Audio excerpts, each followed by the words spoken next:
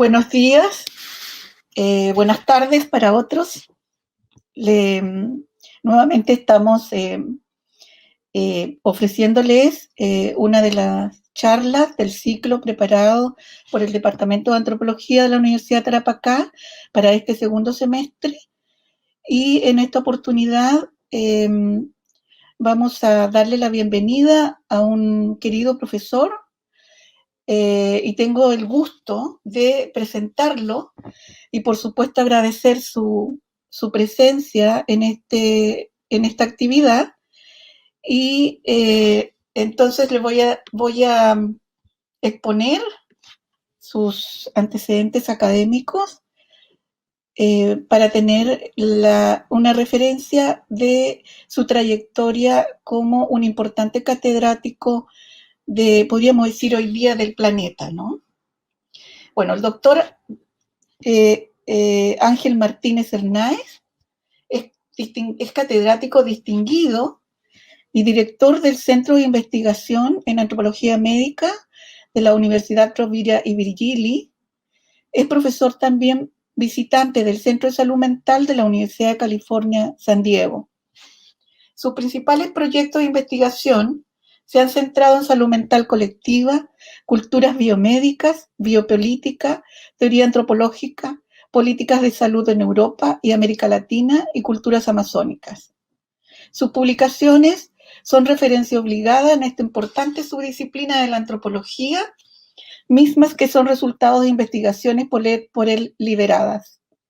Forma parte de un grupo de especialistas que en estos momentos están aportando la necesaria reflexión de la sociedad contemporánea afectada por una pandemia inédita en la historia de la humanidad.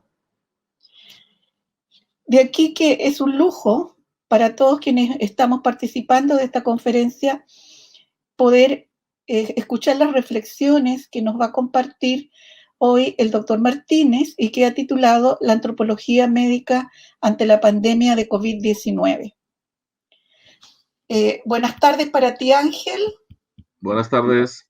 Buenos días. La palabra y, por supuesto, agradecerte públicamente la colaboración y que has tenido siempre tu disposición amable para cooperar con nosotros, ¿no? Muchas gracias. Muchas gracias a ti, Vivian, y a todos los compañeros de la Universidad de Tarapacá. Tengo una presentación que voy a compartir con ustedes para seguir el hilo de mi exposición.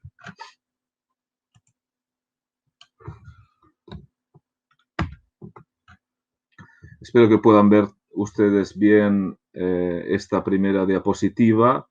Como muy bien ha comentado la profesora Vivian, el título de esta presentación es La antropología médica ante la pandemia de COVID-19.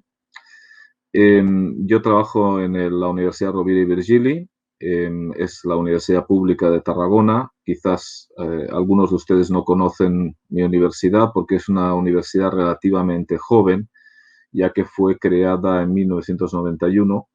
Hasta ese momento era el campus sur de la Universidad de Barcelona. Bien, el punto de partida son una serie de investigaciones que he realizado hasta el momento y que parte de ella está reflejada en varios libros que tienen aquí o tenéis aquí presentes. Sobre todo me voy a centrar o me voy a basar en What's Behind the Symptom, que es este libro de aquí, que fue publicado en el año 2000, que hay detrás del síntoma. Y en un último libro que salió recientemente, que es una compilación junto a Stella Evangelidou, la otra compiladora, la otra editora, que se titula Reset, Reflexiones antropológicas sobre o ante la pandemia de COVID-19. Entre uno y otro, pues bueno, hay otra serie de textos que hacen mención al campo de la antropología médica. Yo sobre todo he trabajado, como bien se ha dicho anteriormente, en el ámbito de la salud mental, pero también en promoción y educación para la salud y en el estudio de las políticas de salud, el impacto de las políticas de salud, por ejemplo, en las poblaciones, ya sea en Europa como también en otros países, especialmente en el caso de América Latina, en Brasil. Me gustaría empezar con una distinción conceptual que es muy conocida y a la vez soslayada en el campo de la medicina. Si ustedes miran cualquier diccionario de medicina o cualquier enciclopedia médica, observarán que se establece una distinción conceptual entre dos términos, el de signos y el de síntomas. Los signos, también denominados signos físicos, a veces síntomas objetivos, son definidos como las evidencias objetivas de una enfermedad, aquello que es visible normalmente al clínico mediante la observación directa, por ejemplo, un eczema en la epidermis, el abultamiento del abdomen, la fiebre. También dentro de los signos físicos se incluyen aquellos signos que pueden ser creados mediante tecnología médica, por ejemplo, mediante una resonancia magnética nuclear, una radiografía, un análisis o test de orina o de sangre. Lo importante aquí a retener es que los signos físicos son evidencias objetivas y son señales naturales, son señales de la naturaleza, del cuerpo, entendido aquí el cuerpo no en su sentido de corporalidad cultural, sino de cuerpo físico. Frente a los signos tenemos los síntomas. Los síntomas son definidos como las evidencias subjetivas de una enfermedad, incluso muchas veces aquello que nos dice el paciente. Se definen como síntomas como aquello que nos dice el paciente sobre un episodio de enfermedad o sobre un estado de malestar o aflicción. Claro, lo que pasa normalmente en medicina es que signos y síntomas o de signos y síntomas, pero los síntomas son tratados muchas veces como si fuesen signos físicos y no tanto como lo que son verbalizaciones, narrativas, quejas, expresiones de malestar por parte de un interlocutor, que es el paciente, que es la persona enferma, que emite y construye mensajes, mensajes que tienen un significado y que tienen una intencionalidad comunicativa. No es lo mismo un eczema en la epidermis que la frase, por ejemplo, la expresión me duele el corazón, porque me duele el corazón tiene un significado diferente de acuerdo con su contexto de emisión. Por ejemplo, si detrás del me duele el corazón tenemos el personaje de una novela romántica europea, pues aquí el corazón sería un símbolo de la vida afectiva. Pero es diferente si el me duele el corazón, por ejemplo, lo expresa un náhuatl de Hueyapan, México, puesto que en esta cultura el corazón se entiende como una víscera necesaria para la deglución de los alimentos. O si lo dice una mujer del Kurdistán iraní y dice Nara Tiekal, me duele el corazón. En este caso, como muy bien ha mostrado Byron Wood en sus trabajos, el me duele el corazón nos remite a un contexto cultural específico que se asocia frecuentemente a conflictos interpersonales. Byron Wood nos explica cómo el Narah Tiyekal, o mal de corazón entre las mujeres del Kurdistán iraní, es muy frecuente, por ejemplo, entre mujeres que se acaban de casar, que siguiendo las reglas de residencia posnupcial se han ido a vivir a la unidad doméstica de la familia del marido, porque se trata de un contexto en donde las pautas son birilocales o patrilocales, y esta mujer joven, cuando llega a esa nueva unidad doméstica, tiene que hacer esfuerzos para ser aceptada dentro de ella. Y se encuentra pues extraña y se encuentra presionada y así poco a poco puede crear una especie de estado de estrés, de malestar que ella va a expresar con el dolor de corazón. Y aquí el dolor de corazón estaría expresando, significando conflictos interpersonales, muchas veces conflictos con la suegra, que en su momento también, como estamos hablando de un contexto virilocal, tuvo que venir de fuera a la unidad doméstica, es decir, está expresando un malestar que generalmente se expresa con ansiedad, con depresión o síntomas de depresión, con insomnio, problemas para dormir, etc. Claro, una cosa es un eczema en la epidermis y otra cosa es un me duele el corazón. La primera es una señal física que puede ser evidentemente interpretada y reinterpretada culturalmente de forma muy diversa, pero la segunda, el síntoma, la expresión, ya viene constituida lingüística y culturalmente. Entonces, los síntomas no son los signos físicos, los síntomas son realidades culturales, de sentido.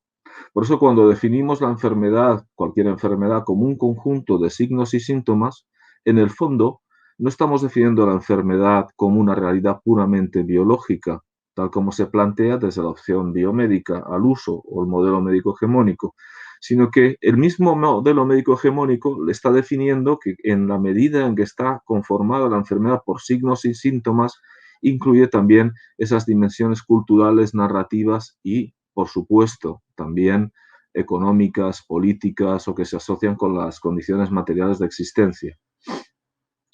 No es lo mismo un signo que un síntoma. Un síntoma nos remite a un conjunto de significados.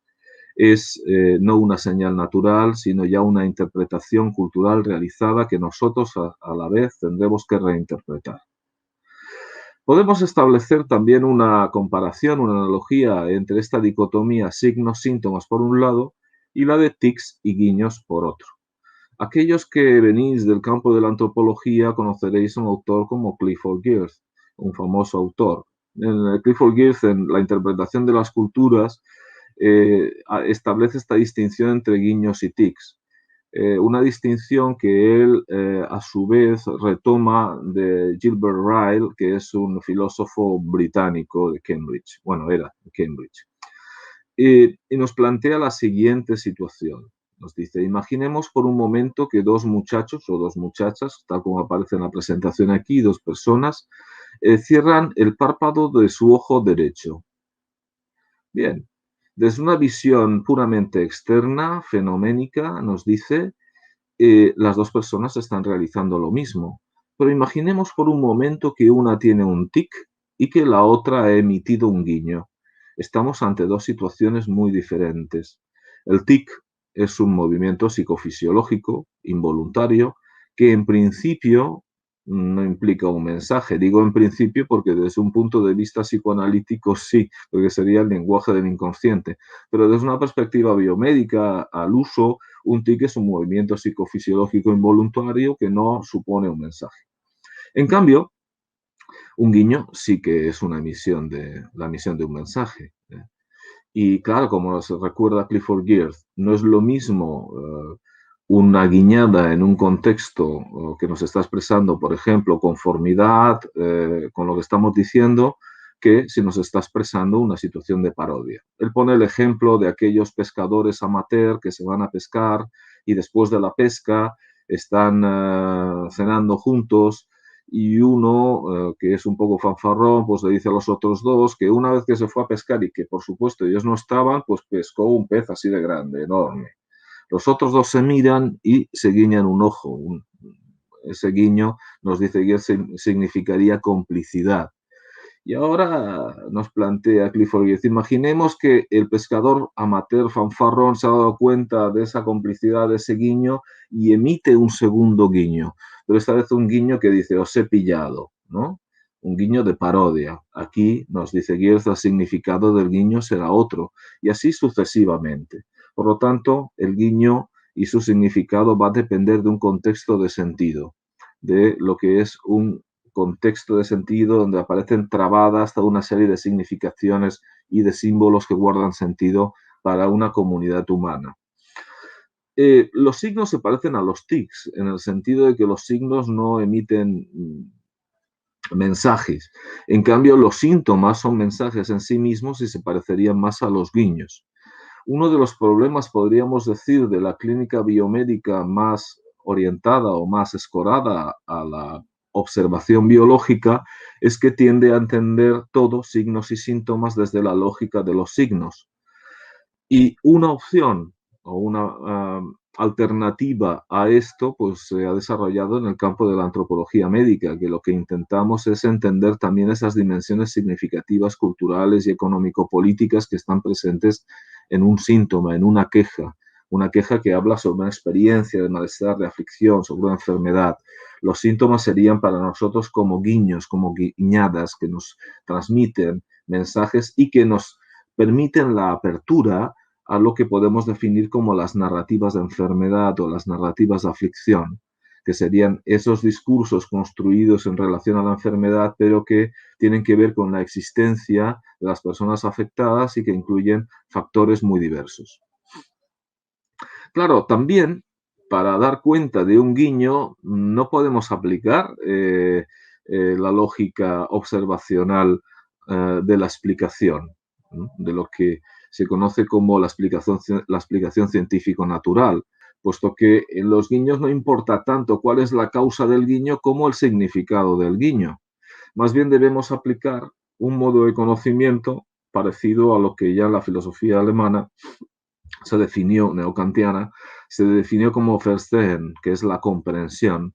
Comprensión en el sentido de interpretación del significado. Comprensión en el sentido de mirada hermenéutica, que es también una dimensión que tiene que estar presente en toda actividad etnográfica, ese ejercicio de la comprensión del significado. Entonces, para dar cuenta de los síntomas, igual que para dar cuenta de los guiños, sobre todo lo que tenemos que aplicar es un modo de conocimiento más próximo a la comprensión que a la explicación científico-natural. De hecho, comprensión y explicación no lo tenemos que plantear de forma absolutamente dicotómica, puesto que también hay espacios intermedios y de la comprensión se puede pasar a la explicación y de la explicación a la comprensión, de tal manera que es importante entender que estamos ante una relación dialéctica entre comprensión y explicación, pero aún así, para dar cuenta de los síntomas, primero tendremos que comprender, igual que para dar cuenta de los guiños, primero tenemos que saber cuál es el significado del guiño. Si estamos en el terreno de la significación, del sentido, de la textualidad, de los símbolos, es importante también distinguir entre tres aspectos que han sido apuntados, entre otros autores, por Umberto Eco en sus tratados de semiótica, que son las intenciones o las intentio en latín, la intentio autoris, la intentio operis y la intentio lectoris, que significan intención del autor, intención de la obra e intención del lector. Así como cuando nosotros leemos una novela, no aplicamos un código para entender la novela nuestro, sino que intentamos descubrir el código en el propio texto, en la propia textualidad, de la misma manera tendríamos que proceder con los guiños y con los síntomas. Es decir, no podemos aplicar un código preestablecido, puesto que así no entenderemos nada de la historia, de la narrativa, de la novela. Como nos dice Umberto Eco, no podemos leer una tragedia griega como si fuese una novela policíaca buscando un culpable, porque el código, la lógica de la tragedia griega es diferente al código de la novela policíaca. Más bien lo que tenemos es que intentar dar cuenta de la intención del autor a la hora de expresar esos síntomas, esas narrativas, y la intención también de la obra como narrativa en sí, puesto que en el momento en que un símbolo es utilizado por un sujeto o una discursividad, una serie de categorías culturales, esas categorías culturales de alguna forma quedan inscritas, son públicas, y en el sentido de que son públicas, son una obra que puede ser interpretada y reinterpretada por diferentes destinatarios. No, desde una perspectiva antropológica, etnográfica, podemos decir, por tanto, que lo que nos interesa sobre todo es más la intención del autor y la intención de la obra, en este caso del autor de los síntomas, y no tanto la intención del lector. La intención del lector podría ser pues, el sistema, en el caso de la clínica biomédica, de categorías diagnósticas preestablecidas, en donde aparecen toda una serie de manifestaciones que permiten un diagnóstico, una anamnesis y, por tanto, un diagnóstico y así pautar un tratamiento y también tener una cierta idea del pronóstico de ese malestar o de esa enfermedad o de ese síndrome. Aquí, por tanto, estaríamos ante perspectivas diferentes que son complementarias y que se tiene que entender así. De hecho, cualquier clínica, aunque sea de forma inconsciente o de forma avant la lettre, aplica de alguna forma una hermenéutica. Cualquier clínico tiene que aplicar una hermenéutica, una interpretación para entender lo que le está diciendo el paciente, ya sea la mujer del Kurdistán iraní que se queja del corazón, el Narati Kalb, o cualquier otro tipo de situación.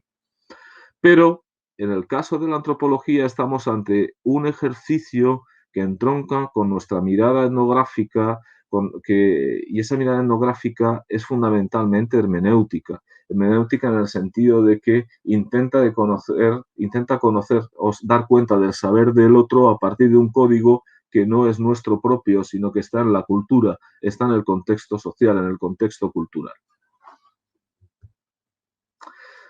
Podemos entender, de hecho, los síntomas como si fuesen símbolos centrales dominantes. Esta categoría de símbolo central dominante fue elaborada por Victor Turner, un conocido antropólogo y uno de los padres de antropología simbólica. Y él utilizó ese concepto de símbolo central dominante para hablar de rituales, sobre todo de los rituales de los Ndembu. Concretamente, utiliza este concepto, por ejemplo, para hablar de un ritual que es el Nkanga. Nkanga o ritual de paso de las muchachas Ndembu. Las muchachas, en el momento en que tienen su primera menstruación, son dispuestas en ese ritual al lado de este árbol que tenéis aquí, que es el Muji, el árbol de la leche. Es un árbol que tiene una significación muy importante para los Ndembu. Y en ese ritual, el árbol de la leche, nos dice Victor Turner, se puede entender como un símbolo central dominante que condensa toda una serie de elementos que están presentes en esa cultura. Y nos dice que los símbolos centrales dominantes tienen dos polos, ¿no?